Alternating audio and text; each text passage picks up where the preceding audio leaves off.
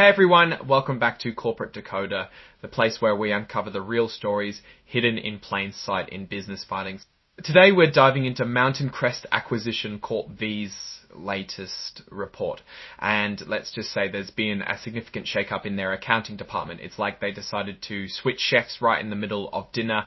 So on August 1st of 2025, Crest Acquisition Corp V made a pretty big announcement. They decided to part ways with their independent auditors, Ursula Leckie. This happened after getting the nod from their audit committee and the board of directors.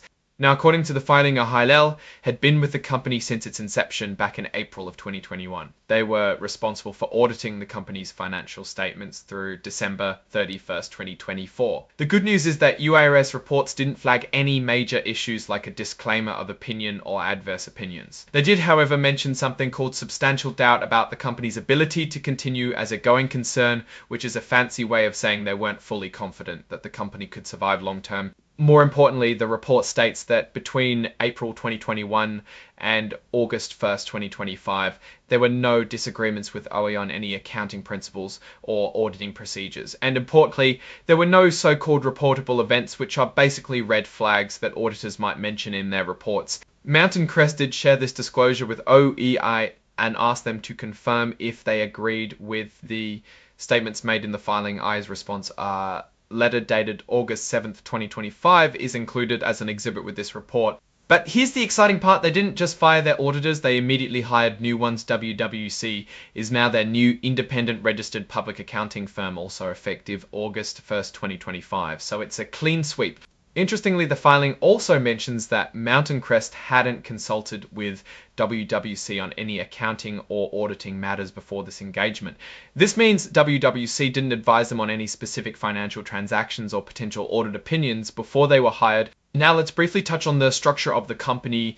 As reported here, we see mentions of common stock rights and units, which are typical for these kinds of acquisition vehicles or special purpose acquisition companies, SPACs. The securities registered are common stock trading, symbol MCAG rights, MCAGR, and units MCAG, all trading on an unnamed exchange, but we see a commission file number of all 01418 and an IRS employee identification number of 8524126113.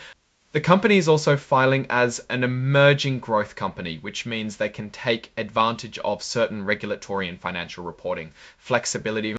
So what is this all boiling down to? This filing is primarily about a change in auditors, a crucial event for any publicly traded company. While the specifics of why UI was dismissed aren't detailed, the lack of reported disagreements suggests it wasn't due to a major accounting dispute. However, the prior mention of substantial doubt about the company's going concern definitely raises an eyebrow.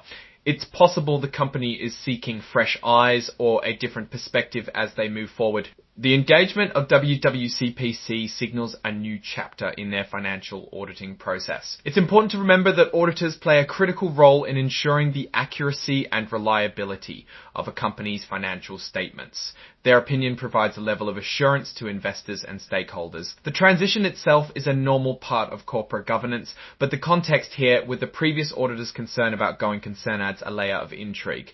For Crest Acquisition Corp V, this auditor change coupled with the previous auditor's cautionary note means investors will be watching the upcoming financial reports very closely to see how the new auditors assess the company's financial health and its ability to continue operating. The strategy moving forward will undoubtedly be scrutinized to see if it addresses any underlying concerns that might have led to that substantial doubt.